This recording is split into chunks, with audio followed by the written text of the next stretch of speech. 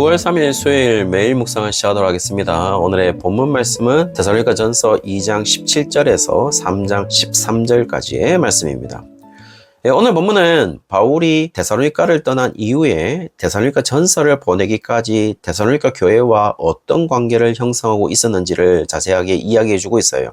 바울은 17절에 비록 몸은 떨어져 있으나 마음으로는 여전히 데살로니가 교회에 있다는 사실을 이야기해주고 있죠. 그리고 또 그들을 만나기를 원했다라는 것도 이야기해주고 있습니다.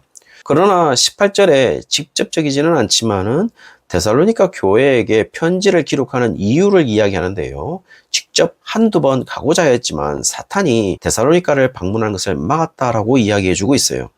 사실 이 부분은 조금 이상하긴 합니다. 왜냐하면 사단의 방해가 있었다면 오히려 극복하고 아무리 방해가 있다고 하더라도 해야 되는 일이 아닌가 싶거든요. 그런데 19절은 바로 의지적 행위를 스스로 자제하는 것으로 보입니다. 바울이 사단의 방해에도 해냈다고 자랑하는 것이 아니라 오히려 바울은 지금 데살로니가 교회가 바울의 자신의 소망이고 기쁨이고 자랑의 면류관이라고 이야기해주고 있어요. 예수님에게 자랑으로 내세울 수 있는 것이 주님께 헌신한 자기 자신이 아니라 데살로니가 교회의 성도들이다라는 것을 이야기해주고 있죠. 그리고 데살로니가 교회의 관계성에서 또 다른 일이 3장에서 기록이 되는데요. 3장 1절에서 5절에 아단에서 바울 대신에 디모데를 파송한 일을 기록하고 있습니다.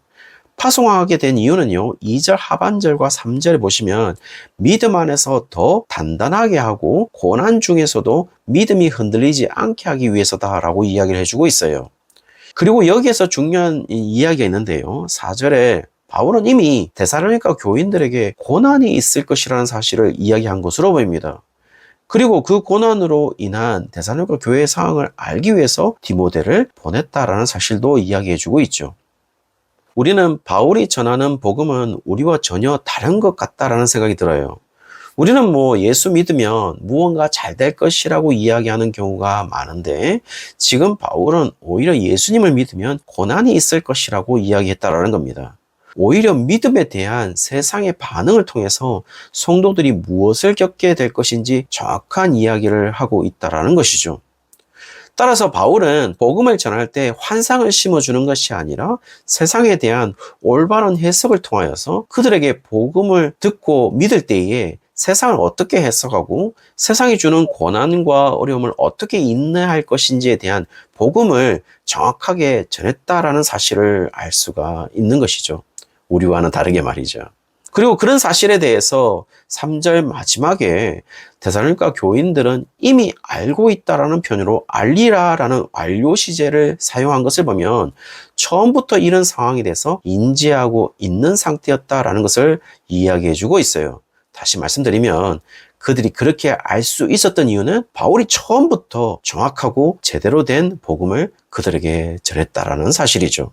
이제 6절에서 10절까지 보시면 선교 보고가 오는데요.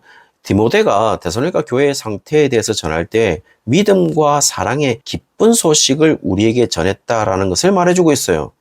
사실 원문으로 본다면요, 이것은 바울이 데살로니가에 있는 성도들에게 처음으로 복음을 전파했다면 여기에서 6절의 기쁜 소식이 바로 같은 헬라어 단어인 복음이라는 유앙겔리온의 동사형인 유앙겔리조를 사용한 것으로 보면 바울이 전한 복음에 복음으로 지금 답하고 있다라는 사실을 알 수 있는 것이죠.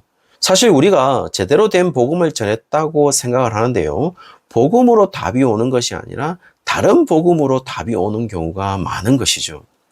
그러면 우리는 다른 복음으로 답이 오는 성도들 탓할 때가 너무나도 많습니다. 그러나 저는 그렇게 보지 않았으면 좋겠어요. 왜냐하면 복음이 능력 있고 그 복음으로 성령이 역사하시는 것이 분명한 것이라면 우리가 과연 제대로 된 복음을 전하고 있는가에 대해서 문제를 삼고 싶은 것이죠. 그리고 7절부터 10절에 보시면은 바울이 더 우리에게 의미심장한 이야기를 던져주는데요. 바울이 비록 어려운 가운데 있지만 그들의 소식이 위로가 된다라고 이야기를 하고 있어요. 이것이 왜 의미심장한 이야기일까요? 이 부분도 사실 우리의 위로는 우리의 어려움이 해결되어야 하는데 바울의 위로는 언제나 데살로니가 교인들이 믿음으로 그들이 복음적 대답을 하고 있을 때 위로가 된다라고 이야기를 하고 있는 것이죠. 사실 아마 예배를 드리고 주일에 교회에 오시는 대부분의 성도님들은 우리 자신의 위로에 초점이 맞춰진 경우가 너무나도 많을 것입니다. 그러나 지금 바울은 자신의 궁핍과 환난 가운데 분명 자신에게 위로가 되는 것은 이것이 금방 해결될 것이고 이것이 금방 지나갈 것이라는 소망이 위로가 되는 것이 분명히 맞을 텐데 그것이 위로가 아니라 데살로니가 교인들이 믿음으로 굳게 서는 것 자체가 자신에게 위로가 된다라고 이야기를 해주고 있는 것이죠.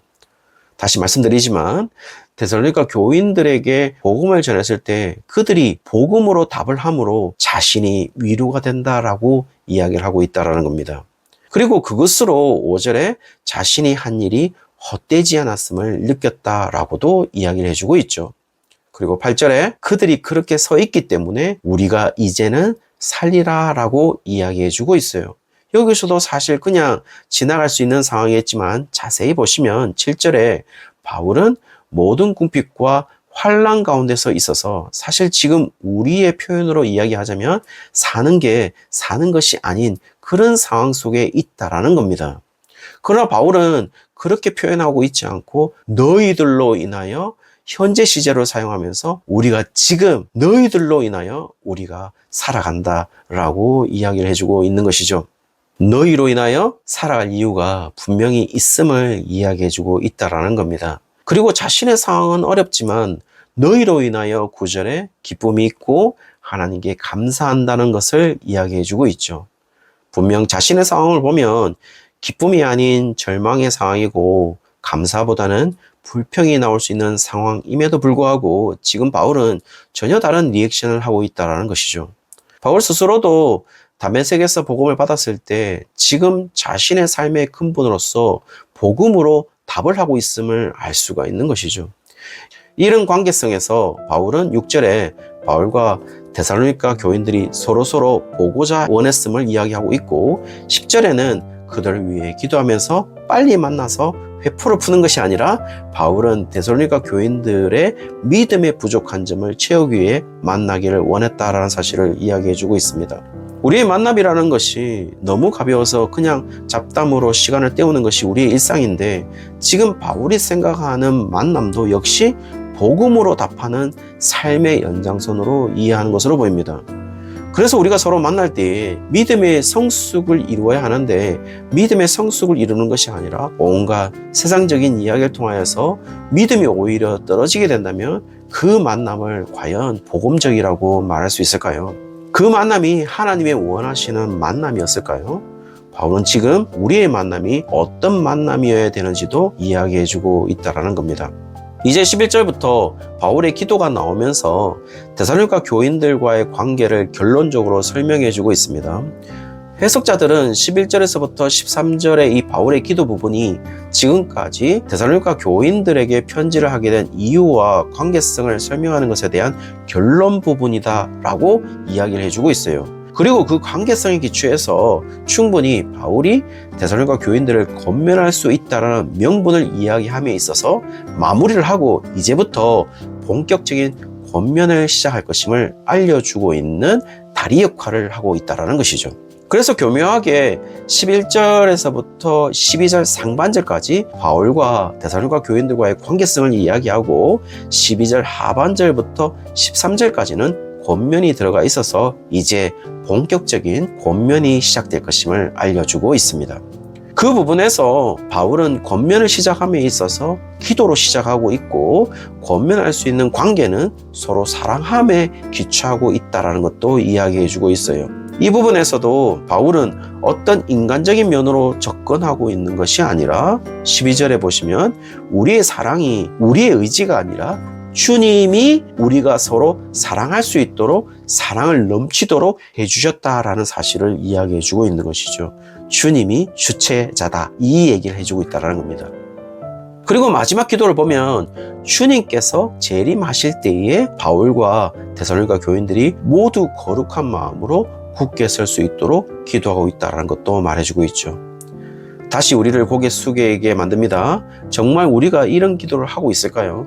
우리의 기도를 다시 한번 살펴보면요, 우리는 지금 직면한 문제에 집중되어 있지는 않나요? 오늘 하루가 단순히 우리의 삶의 실존적인 문제로 인해서 희노애락이 있는 것이 아니라 우리의 삶이 복음에 답하고 그 복음에 순응함으로 믿음의 성숙을 이루는 그런 하루가 되시기를 주의 이름으로 축원합니다.